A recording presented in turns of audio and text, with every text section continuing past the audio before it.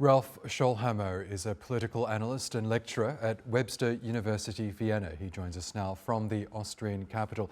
Really good to have you with us, Ralph. The EU seems to be throwing large sums of money at the issue of irregular migration. We heard our correspondent talk about the massive deals that it struck with countries like Egypt and Tunisia. How effective are these deals, do you think, in stemming the flow of migrants to Europe?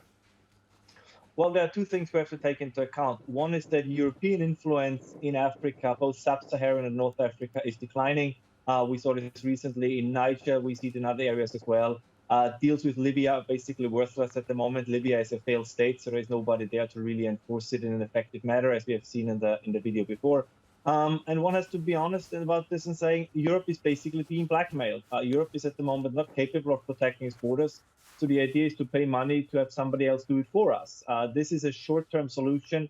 This is not sustainable. And as we will see, due to the political instability in the countries in question, the migration streams will continue. So this is something that is being done, particularly in light of the upcoming elections. But this will not stem the flow of migration as it is currently being built up in sub-Saharan Africa, by the way, which will then move through North Africa and further on to Europe.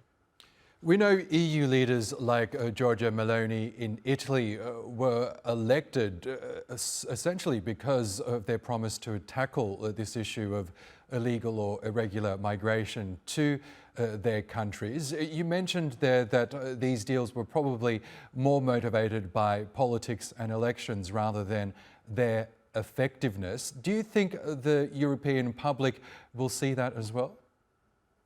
I think so. I mean, you mentioned Giorgia Meloni, and if you listen to the people that voted for her, if you listen to kind of the right-wing media in Europe, everybody is very disappointed in her. Now, I find this is a little bit unfair because she's in a coalition government, but the sentiment is that she's not delivering on what she has promised. The people in Europe, you mentioned this previously, and I think you're absolutely right.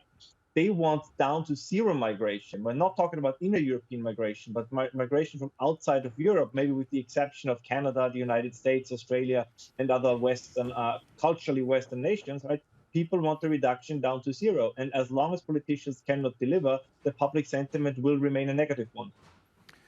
Okay, Ralph Schoellhammer, we'll have to leave it there. Thank you so much for sharing your analysis with us. Thank you for having me.